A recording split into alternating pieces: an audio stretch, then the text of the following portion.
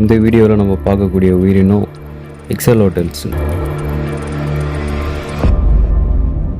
எக்ஸலோட்டல்ஸ்ன்னு சொல்கிற ஒரு உயிரினம் தாங்க. அழகும் அற்புதமும் ஒரு பிரமிக்கத்தக்க விஷயமும் ஒரு நம்ப முடியாத தன்மையும் இதோடைய வடிவமைப்பு, உருவம், அழகையும் அற்புதத்தையும் குழப்பத்தையும் ஒரு விளக்க முடியாதவும் புரிஞ்சிக்க முடியாத ஒரு உயிரினமாகவும் இது இருக்குது. ஏன் இது இப்படி இருக்குன்றதை பார்க்குறதுக்காக தான் நம்ம இந்த சேனலில் இன்றைக்கி இதை மிருகத்தை எடுத்துகிட்டு வந்தது. அதை பற்றின வீடியோ தான் இன்றைக்கி நம்ம பார்க்க போகிறது. Welcome to our channel fake wild inspector.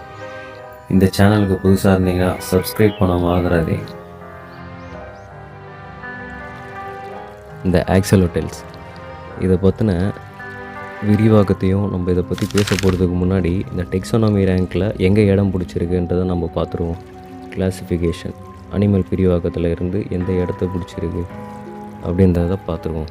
Kingdom, அனிமேலியான்ற கிங்டம்லாம் வந்திருக்கு. பைலம், கார்டட்டா பைலம்லாம் வந்தது. கிளாஸில் பார்த்தீங்கன்னா ஆம்பிபியன்ஸ் கிளாஸில் வந்தது. ஆர்டர்ஸில் பார்த்தீங்கன்னா கார்டட்டா. சாலமண்டர் ஆர்டர்ஸில் வந்தது. Family mole சாலமண்டர்ஸ். ஜீனஸஸில் பார்த்தீங்கன்னா ஆம்பிஸ்டோமா, அதுதான் அதோடைய ஜீனஸஸ், ஆம்பிஸ்டோமா. ஸ்பீஷியஸ், இது தாங்க மெயினான விஷயம். இதில் இருந்தால் இந்த வந்தது ஆம்பிஸ்டோமா மெக்சிகானம். இந்த ஆம்பிஸ்டோமா மெக்சிகானம் ஆர்ஜினான இடம் மெக்சிகோன்னு இந்த பேர்லேயே சொல்லுது பார்த்தீங்களா. இந்த ஸ்பீஷியஸோடைய நேம், உண்மையான நேம் ஆம்பிஸ்டோமா மெக்சிகானம், ஸ்பீஷியஸ் நேம்.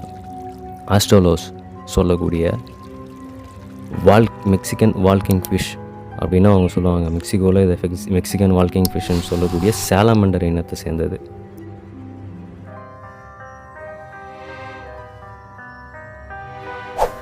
இந்த விஷயத்தை நம்ம பார்க்கறதுக்கு முன்னாடி இதோடைய பேர் எங்கேருந்து வந்தது, இந்த ஆக்சலோட்டல்ஸ் வித்தியாசமாக இருக்குது, எங்கேருந்து வந்தது. ஆஸ்டிக் என்ற மொழியிலேருந்து நவாட்டின்ட்டு பிரிஞ்சதுக்கு ஒரு பேர் ஒன்று இருந்தது. இந்த ஆட்டின்றது அந்த தண்ணியை குறிக்கிறது, ஆட்டி அப்படின்னு சொல்கிறது. இந்த நஹா அது சொல்கிறது நஹு.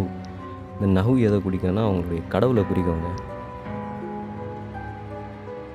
நெருப்பையும் மின்னலையும் அவங்க கடவுளாக வழிபட்டாங்க.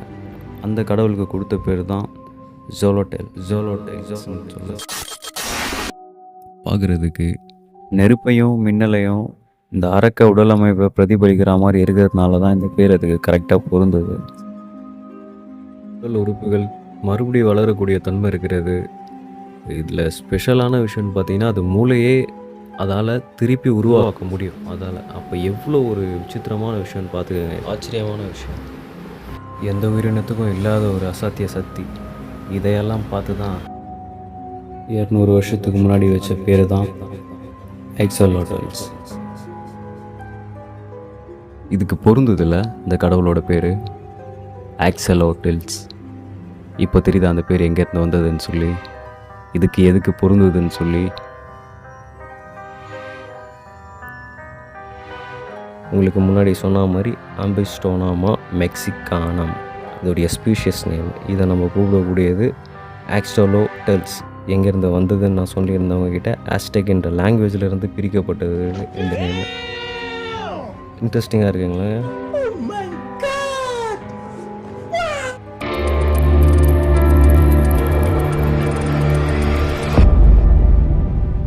அடுத்து நம்ம பார்க்க போகிறது அதோடைய பிறப்பு வகை. பிறப்பு வகையை மெட்டோபோர்பிசிஸ்ன்னு சொல்லுவாங்க. மெட்டோபோர்பிசிஸ் அதுக்கான அர்த்தம் என்ன? இந்த தவக்கலையெல்லாம் பார்த்துருப்பீங்க. முட்டையிலேருந்து வந்து அது லார்வாவாக மாறி முட்டையிலேருந்து வந்து லார்வாவாக இருக்கும். லார்வாவில் இருந்து தலைப்பெரட்டையாக மாறும். தலைப்பெரட்டையில் இருந்து தவளையாக உருவெடுக்கும். அதே மெத்தட் தாங்க இதுக்கும். இது பிறந்து வளர்ந்து முழுமையாக அடல்ட்ன்ற ஸ்டேஜை அடையிறதுக்கு கிட்டத்தட்ட 10 to 12 மாதம் எடுக்குங்க. விசித்திரமான விஷயம், இந்த மாதிரி ஒரு உயிரினத்துக்கு இவ்வளோ நாள் அது எடுக்கிறது, டைம் எடுக்கிறது. That's why we call this as an amphibians. சிறப்பம்சம் லிம்ஸ்ன்னு சொல்லக்கூடிய நடக்கக்கூடிய கால்கள். தண்ணிக்கு அடியில் நடக்குது. அதுக்கு இந்த ஃபெதர் மாதிரி சைடில் இருக்குங்களாங்க, கில்ஸுங்க. அது மூலியமாக தான் சுவாசிக்குது. அது மீனுக்கு இருக்க மாதிரி கில்ஸு. அந்த கில்ஸ் அந்த மாதிரி ஒரு ரெக்கை வடிவமைப்பில் இருக்கிறது ஒரு விசித்திரமான ஒரு விஷயம். இது இவ்வளோ தூரம் சர்வே பண்ணதுக்கு அதுவும் ஒரு ரீசனாக இருக்கலாம். இதோடைய அந்த உடல் அமைப்பு டைல் டைனோசர் டைல் மாதிரி இருக்குது. விசித்திரமான ஒரு வால் அதுக்கு. முக்கியமான ஒன்று, நடக்கிறதுக்கு காலும் நீந்துறதுக்கு அந்த டைலும் முக்கியமான ஒரு அமைப்பாக அதுக்கு இருக்குது. இதோடைய தோல் மெயினாக சொல்லக்கூடிய விஷயம்னு பார்த்தீங்கன்னா, அந்த தோல் மூலயமா கூட சில சாலமண்டை சுவாசிக்குங்க. அது ஒரு இன்ட்ரெஸ்டிங்கான விஷயம் இதில். ஹாம்பிபியன்ஸ் சில தவளைகள் சில உயிரினங்களால் பண்ணக்கூடிய விஷயம் அது தோல் மூலயமா சுவாசிக்கிறது. இதுக்கு தேவையான இடத்துல இப்போ அந்த தண்ணியில் கலப்பணமாவோ தண்ணி பொல்யூட் ஆனாவோ அது அந்த தண்ணியில் இருந்து ஆக்சிஜனை எடுக்காது. அது மேலே வந்துட்டு தவக்களை மாதிரியோ இல்லை சில மீன்கள் மாதிரியோ லங்ஸு மூலயமா அதை உள்ளே எடுத்துக்கும். சில உயிரினங்கள் மாதிரி சில சீ ஸ்னேக்ஸ்லாம் இருக்குது. நம்ம அடுத்து வர வீடியோவில் அதெல்லாம் பார்க்கலாம். நான் ஒரு எக்ஸாம்பிளுக்கு சொல்கிறது, இது லங்ஸை யூஸ் பண்ணும். தண்ணி பொல்யூட் ஆனாவோ இந்த தண்ணி பொல்யூட்னா இதை வச்சும் சில கண்டுபிடிப்பாங்க மெக்சிகன். இப்போ தெரியுதா அதுக்கு எதுக்கு கடவுளோட பேர் வச்சுருக்காங்கன்னு சொல்லி. இந்த தண்ணியில் பொல்யூஷனு சின்ன அளவுக்கு அதிகமாக இருந்தாலுமே அதால் அங்கே சுவாசிக்க முடியாது.